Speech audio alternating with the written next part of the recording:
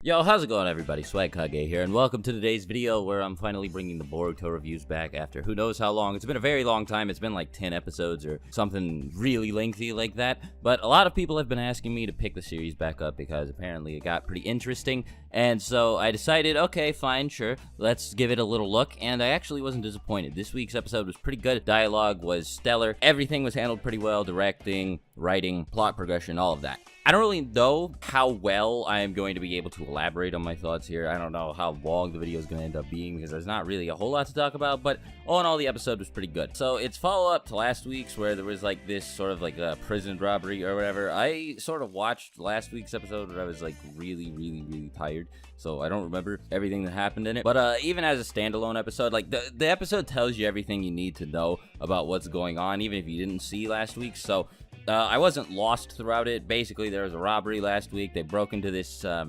like vault where the temperature is always -20, and if there's even a slight shift in temperature, the alarm is supposed to go off. So that would mean if somebody were to step in, their body heat would trigger this alarm. And they were wondering who could have stolen this really valuable gem.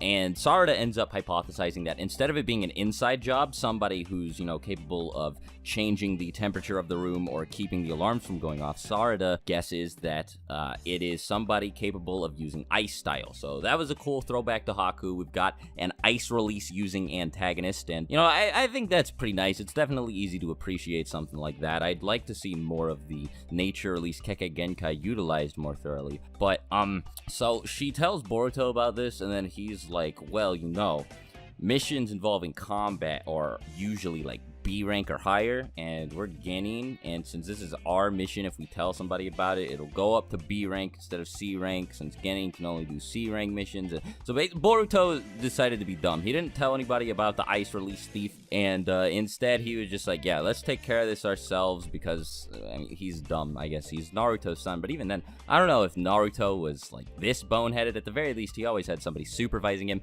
to tell him that doing something like that would be a bad idea. Oh well, though, anyway, that's kind of a tangent. This episode also introduces the guy who created, like, I forget what they're called. I think they're called ninja tools from the Baruto movie that let people use ninjutsu by just throwing the ninja tool on the floor or crushing it in their hand or whatever. So, yeah, apparently he shops at the black market, and that's how they end up meeting the guy who stole the thing from the bank.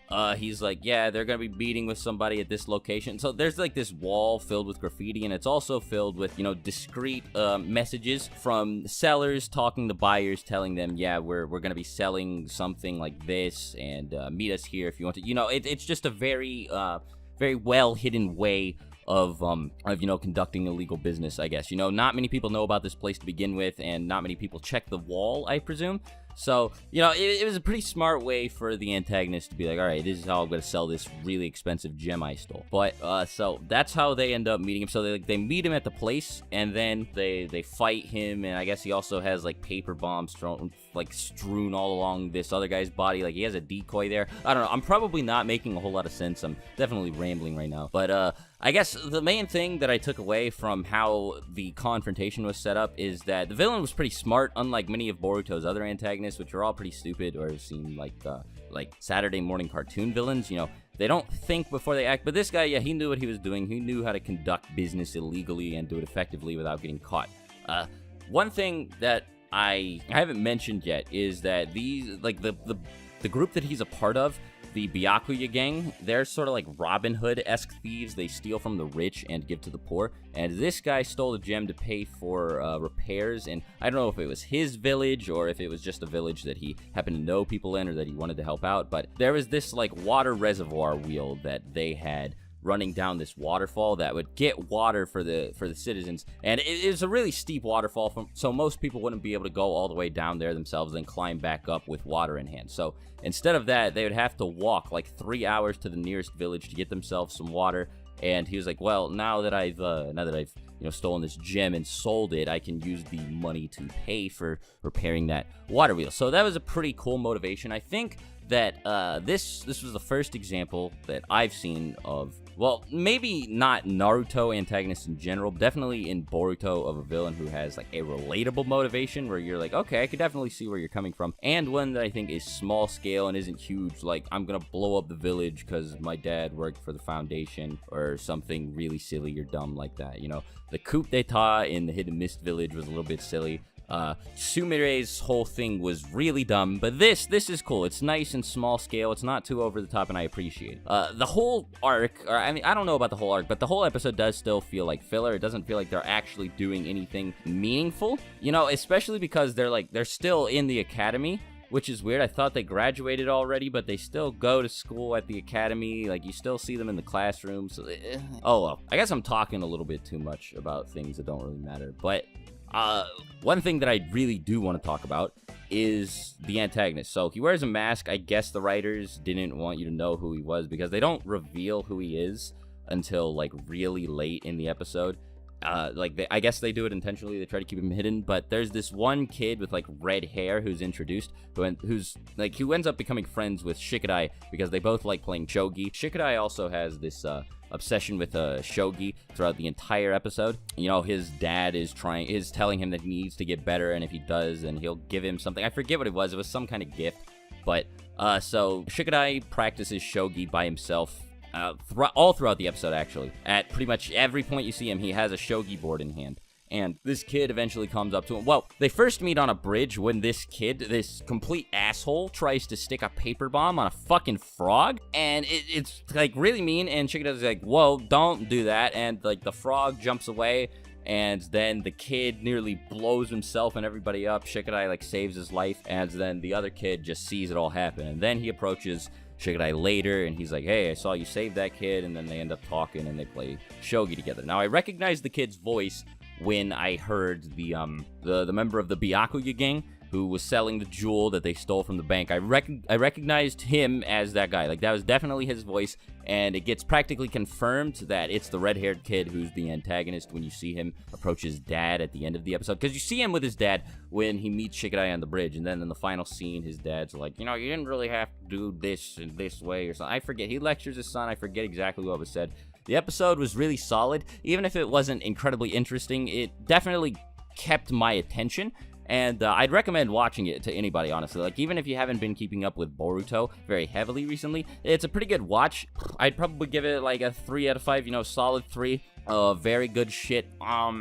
I mean, I like the characters a lot more, too. Sarada wasn't nearly as annoying in this episode as I thought she was earlier on in the series. And also, Chocho is nowhere to be seen, which is an instant plus. I really didn't like Chocho being on the screen at all. She was just annoying. Everything she said was kind of cringeworthy, and her presence didn't really add anything here. But the only characters that we really see throughout this episode are characters that I like Shikadai. Boruto, to an extent, I do like more in the anime than I did in the movie, than Sarada and Mitsuki. Iwabe and Denki are around at the beginning of the episode, but they don't really do too much, so, you know. Like I said, though, fun little episode. I'd recommend watching it. I mean, like, I'm kind of waiting for them to get into the actual, like, meaty stuff. The poster for the show now, the one that you see on Crunchyroll, it has Momoshiki and Kinshiki and everybody on it, so clearly they're approaching Boruto the movie territory. That's actually why I thought everybody was telling me to pick the series back up. Like, yo, dude, they're like doing the movie now. You probably want to start watching it and reviewing it, but I mean, nothing too crazy has happened yet. It's still all like Konoha only stuff with just like random thugs and shit doing stuff that they probably shouldn't be, and Boruto and his friends stopping them from whatever it is that they're up to. I mean, I'm fine with that for sure. I just really wish that it would start feeling like the episodes actually amounted to something, because the entire first 43 episodes, like, they just feel like nothing. They feel like they're just there, you know, for padding. You know, it doesn't feel like the story's progressing. I really want something big to happen, but, you know, until it does, I guess I'll keep reviewing the episodes as long as they're fun to watch, but you know, like, so if it gets boring again, expect me to drop it. But a lot of people have asked me to pick the show back up, so you know, here's this review. Hopefully it wasn't too like scatterbrained. You know, I know that I don't sound like my thoughts are incredibly well gathered, and I'm not extremely well spoken right now. Forgive me for that. I'm gonna try to edit the audio less because I don't want the review to sound as processed as it does when I edit my voice very heavily. I want it to sound, you know, like real and raw. So tell me what you guys think about that, about the you know, the minimal audio editing that I'm gonna be doing here. If you want to watch the show, I have a recommendation for you, one that doesn't require you to break the law. So today's video is sponsored by Verve. For those of you who haven't heard of it yet, it's an app made by the people who made Crunchyroll. And it has Crunchyroll. That's part of it, so you can stream all of the stuff that you normally watch on, like, Crunchyroll, like Baruto, of course, and then, you know, like Naruto Shippuden, Dragon Ball Super.